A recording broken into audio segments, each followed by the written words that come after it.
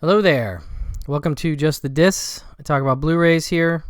My name is Brian, and I'm just doing a quick video today to mention a couple recent Paramount Presents Blu-rays, some older films that I'm a fan of. I'm going to get right into it, and I'll start with A Place in the Sun from 1950. This is George Stevens' film, which of course stars Elizabeth Taylor, Montgomery Clift, and Shelley Winters. As always, it has the fold-out slip cover and same artwork on the inside, and then just some photos on the inside of the disc. I like this art. I don't love it, but I do not mind a reinterpretation.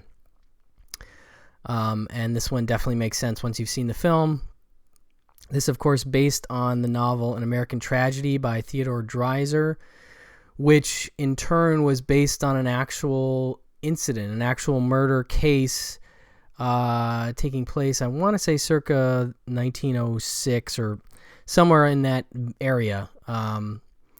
There is something about this movie that just really haunts you when you see it. It is basically the story of a young, sort of lower class gent played by Monty Clift, who runs into, I guess, his uncle, who's a wealthy industrialist, while the Clift character is working as a bellhop in some hotel down south, and the uncle invites him to come and visit, and he uses it as an opportunity to sort of get his foot in the door.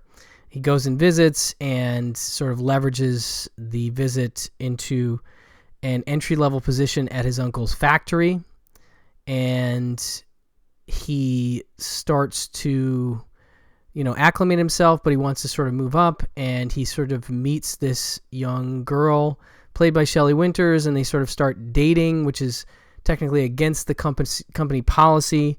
And things start to progress with them. And while that's happening, he also, as he's moving up, a couple of his ideas in terms of improving the workplace that he's dealing with catch the attention of his uncle, and he ends up going to see his uncle again, this time in a much more social setting, a sort of a party setting. And then is when he meets this socialite gal played by Elizabeth Taylor, who was apparently, I think, only 17 at the time of the making of this movie. I could be wrong about that. But she immediately just blows him completely away. She is somebody who makes him feel not like an outsider like the rest of his relatives do. He feels, very much out of place with them, but with her, he feels at home, and she represents sort of where he wants to be and who he wants to be with. But he's still dealing with the Shelley Winters situation, and it becomes more complicated. I won't go into that. And things just sort of start to ramp up. The tension starts to ramp up. And, I'm not going to spoil the whole movie, but just know that it's, some really great performances by all the folks involved, Clift, Taylor, and Shelley Winters. And yeah, like I said, just a very powerful film.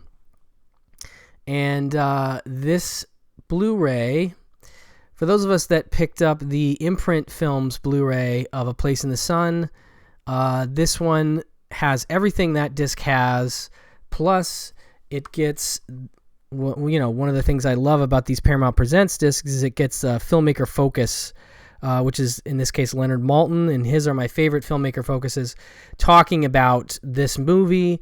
And it's only about 7.5 minutes. The filmmaker focus little featurettes tend to be shorter, but Maltin, as usual, packs a ton of information into a short amount of time, and it is heartily satisfying, sit-down chat with him about George Stevens and his history with Hal Roach on up.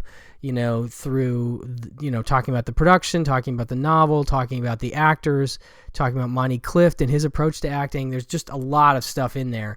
And so I really enjoyed that. But you also get George Stevens and His Place in the Sun, and commentary by George Stevens Jr. and Ivan Moffat, and then George Stevens, filmmakers who knew him as well. Again, those are all included on the imprint films release, but this one's a little cheaper, so it is recommended if you're on a budget and you don't mind this cover art, which, as I said, I don't. This is the way to go for this movie, and yeah, it's just great stuff. George Stevens is a particular favorite of mine. He's just a director who had an incredible breadth. If you watch this film, you think, oh, this guy is all about serious drama. He does that so well, you know? How could he possibly do anything else? Well, he did musicals.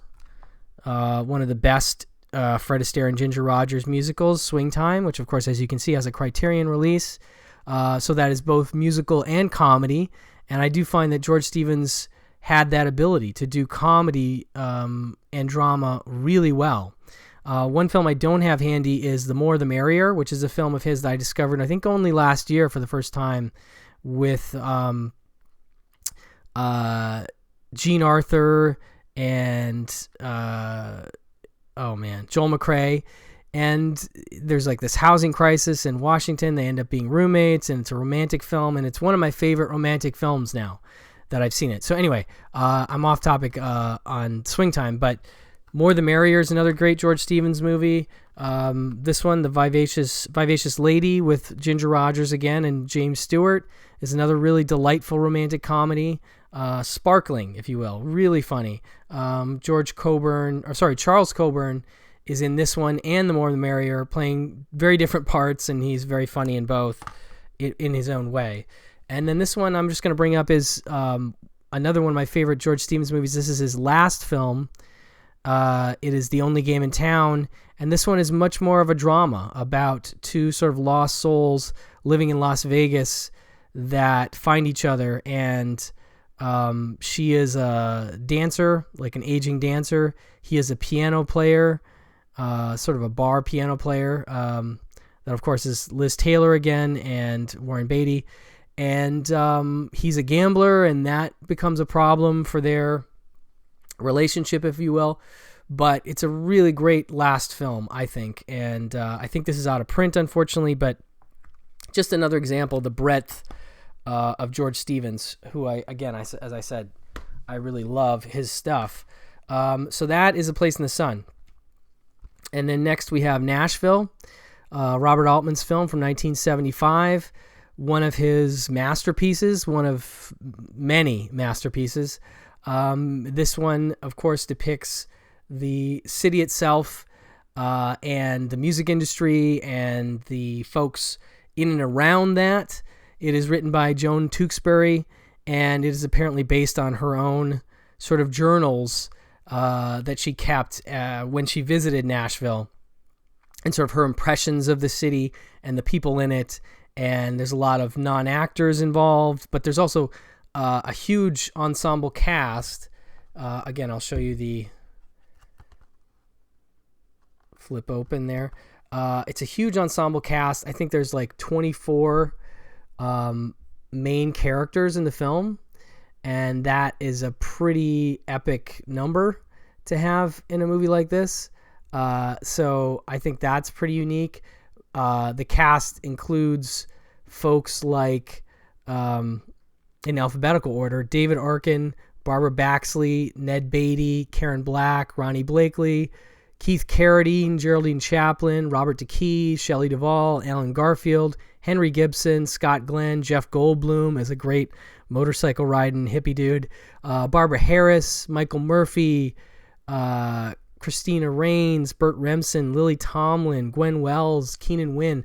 It goes on and on, you know. Elliot Gould shows up as himself, you know, and it was a summer release of 1975, had a ton of critical acclaim when it came out, garnered tons of accolades, including 5 Academy Award nominations, and it won Best Original Song for Keith Carradine's track I'm Easy. And it was nominated for like 11 Golden Globes. It is again just one of those movies that shows you what Robert Altman does, you know, like how he works and sort of what his aesthetic is like, what his sound scapes are like. They're using multi-track recorders to record tons of people at the same time. You've got overlapping dialogue. It feels very naturalistic in a certain way, but also allows for a lot of comedy as you're seeing people sort of in, guarded moments, where they're not really necessarily supposed to be realizing that they're, being recorded. But that's all part of it. It's all part of the tapestry that he creates. And it's one of the quintessential Altman films, really. So the tricky part about this, okay, is that it's already come out from Criterion. So I have that. This Criterion Blu-ray from a while back now is now out of print, unfortunately, and very expensive, fetching upwards of $250 on eBay and Amazon. So you won't be able to get this cheaply anymore. You are going to miss out on some special features, unfortunately. This Criterion disc has the audio commentary with Robert Altman, which is included here, thankfully. But then it also has a new documentary on the making of the film, and 3 archival interviews, behind-the-scenes footage, demo. There's some stuff that you're not going to get, okay? That said, if you're a fan of the film and you want a nice representation of it, this Blu-ray is pretty solid. It does have that commentary and has something called new 24 tracks, Robert Altman's Nashville, where they talk to his son, Stephen Altman, who was production assistant on the film, but was old enough at the time to really absorb and take in a lot of what was happening. So he's sort of one of the spine interviews of the piece. And then they have some archival interviews with Altman himself that they incorporate. It's just under 30 minutes, I want to say, in the 25 to 30 minute range. But it really gives you a nice overview of the process of making the film, Altman's thoughts on it as he was going into it and during the film. So I do recommend this Blu-ray. If you weren't able to get the Criterion, this is a worthy successor to that for sure. And, Altman is one of my favorite filmmakers. And if you want to talk about his films, I think, he's a hugely influential guy. Paul Thomas Anderson being, one of the main big influenced filmmakers by Altman. And if you look at something like Magnolia, which ports over some of his cast members, including Henry Gibson himself, you can definitely see a similarity. Like Nashville is, that picture of that city, whereas Magnolia is a picture of Los Angeles and a bunch of disparate characters. I definitely think the two are very much talking to each other, and very similar in that way. And if you want another Altman film that shows Los Angeles, you can always talk about Shortcuts, which of course is his adaptation of a bunch of Raymond Carver short stories, but I think plays very similarly as a Nashville 2.0 in Los Angeles kind of, story. He's doing that kind of thing again.